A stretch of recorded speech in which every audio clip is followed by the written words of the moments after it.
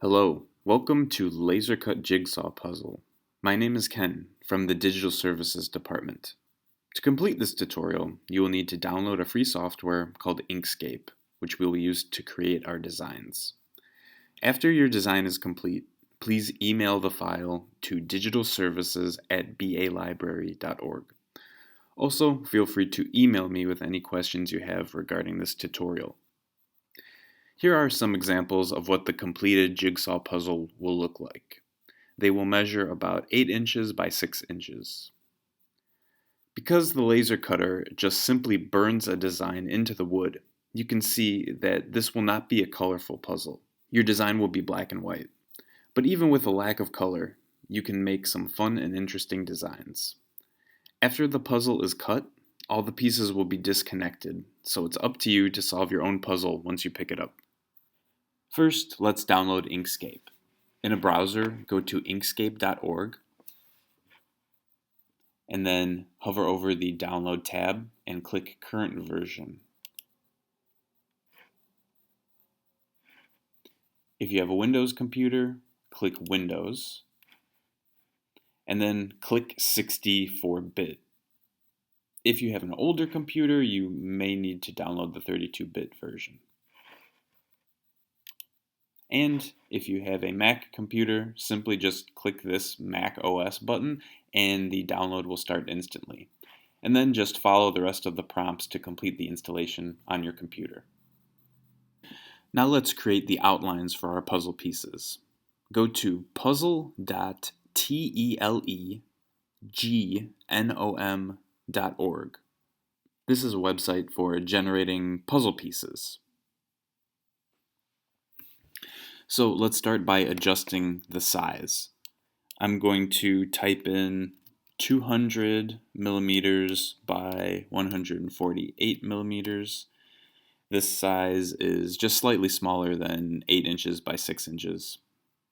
And then for tiles, I'm going to do a 10 by 8 puzzle. This will give me 80 pieces, and I think they look nice and square. I'm going to leave the jitter at 4%, but feel free to move this slider around and see if you like the adjustments that it makes to your puzzle. And, if you prefer a different shape, then absolutely go for it. But I'm going to stick to 4% jitter. And then for tab size, I like to keep it between 15 and 20%. But again, you can adjust the slider just to see what you prefer. If you prefer bigger tabs for your puzzle pieces or smaller tabs, it's really up to you. So I'm going to go ahead and set mine to 18%. And then at the top, the seed is just the combination of lines that make up the puzzle. It is pretty random, so feel free to move the slider to come up with a different design and just make sure it's one that looks good to you. You can also type in a random number to get a new design. So once you like the outline of your puzzle, go ahead and click this button, Download SVG. And now that will be in your computer's Downloads folder. Now let's open up Inkscape. When you get to this dialog box, just click New Document.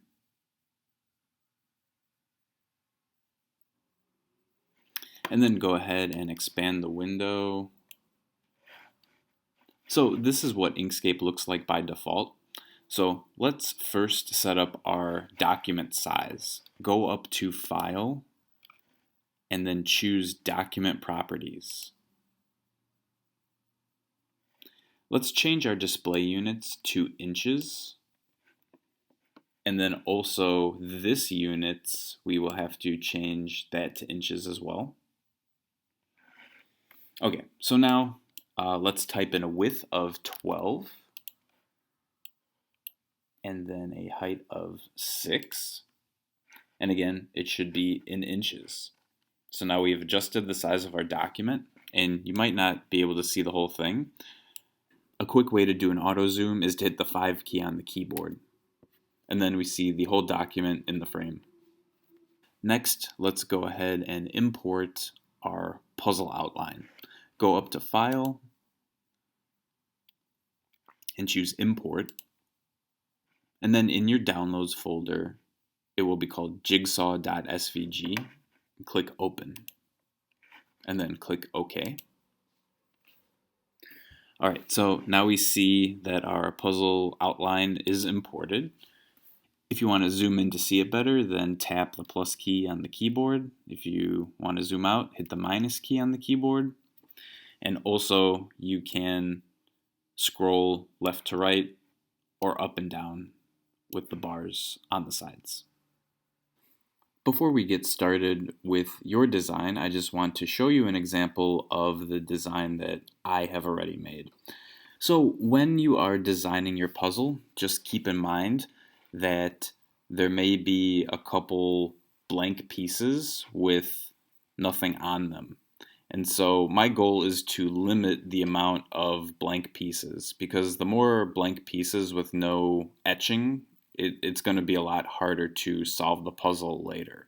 So, for example, with these clouds over here, I aligned them just so, enough of the line is in each puzzle piece over here. So these clouds aren't that close together for a reason, because if I put the clouds super close together, then there would be more blank pieces at the bottom.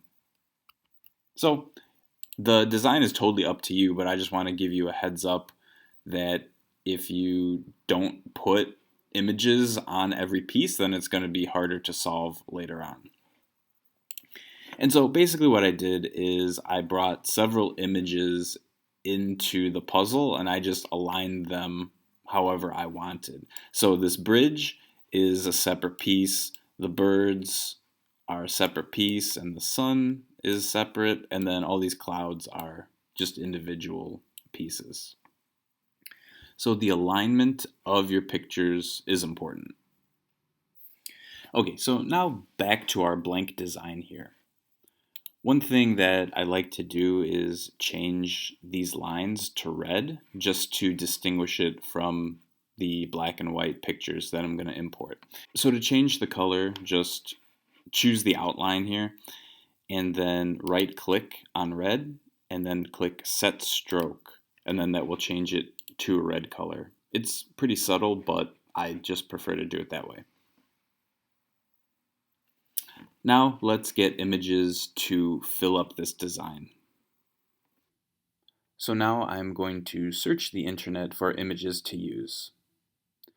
Because we want our images to be one solid color, I like to include the term silhouette in my search. So if I want to search for a cardinal bird, I will type cardinal silhouette, and then we'll see all of these images that are solid colors. If it's red, that's okay. We can convert it inside of Inkscape. Also, I like to include the word free at the end of my search just so that images with watermarks don't show up, and so I can avoid copyright issues. So I'm going to click on this image because I like it, and then I'm going to right click and click Save Image As. And then I'm going to save it to my Downloads folder. Now, back in Inkscape, go ahead and click File and Import. And then in your Downloads folder, choose the image that you just saved. Click Open and then OK. Now we have to convert this image file to a vector format. So how to do that is go up to Path and then choose Trace Bitmap.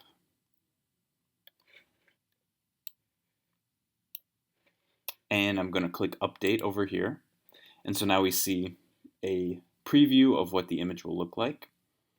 If the image is not dark enough, then you can increase the brightness threshold and then click Update. So you can play around with the brightness threshold if the image doesn't look how it's supposed to over here. When it does look how you want it, then click Apply.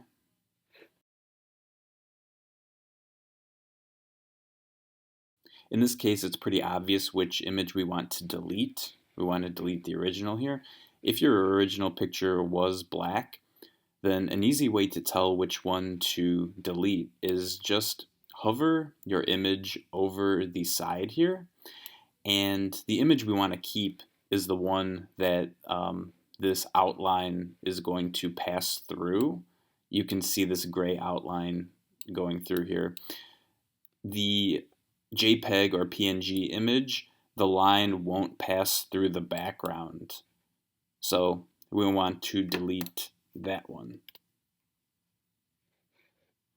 So after you've done the trace bitmap, you can place it on your puzzle exactly where you want it. You can resize the image. All you need to do is hold down the control key on your keyboard and then click and drag one of these corner arrows upward to increase the size. If you want to rotate your image, then go ahead and click a second time on the image, and then the arrows will turn to rotation arrows. You can do a free rotation, or if you want, hold down control and then it can snap to 15-degree increments. Another thing you can do is you can add text to your puzzle. Go ahead and click the letter A, that's the text tool, and then click on top of the puzzle here, and then you can type your text, and then click this box in the upper left, and then you can scroll through the fonts by hitting the up and down arrow. And also you can change the font size.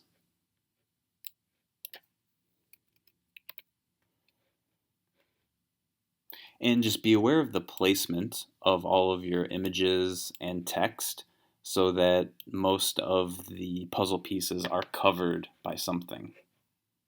So just repeat this process until your puzzle is all full. And then the last thing we want to do before we save it is we need to adjust the stroke style of the puzzle pieces. So after your puzzle is complete, just click on one of the lines of the puzzle so that it will highlight like that. And now we want to go up to Object and then click Fill and Stroke. And then under the Fill and Stroke menu, choose Stroke Style, and then change the width to inches. And then you'll see right now it's 0.004 inches. We want to change that to 0.001 inches, and then hit Enter on the keyboard. And you'll also notice the lines just became more faint. So changing it to 0.001 inches, that tells the laser cutter to cut through the wood rather than just etching on top of the wood. So this is a very important step. So just to check that the width is correct, go ahead and select the puzzle pieces, and then in stroke style, just make sure it's 0.001 inches. My puzzle's ready to be saved, so I'm going to go up to File and choose Save As, and then choose a folder like Desktop or Documents so that you can save this file. Save it as your first name and last name, and also save it as a PDF document. Just click this drop-down menu and choose PDF, and then click Save. And then the final step is to attach that PDF to an email to digitalservices@balibrary.org. Thank you for completing this tutorial. I look forward to seeing your designs. Take care.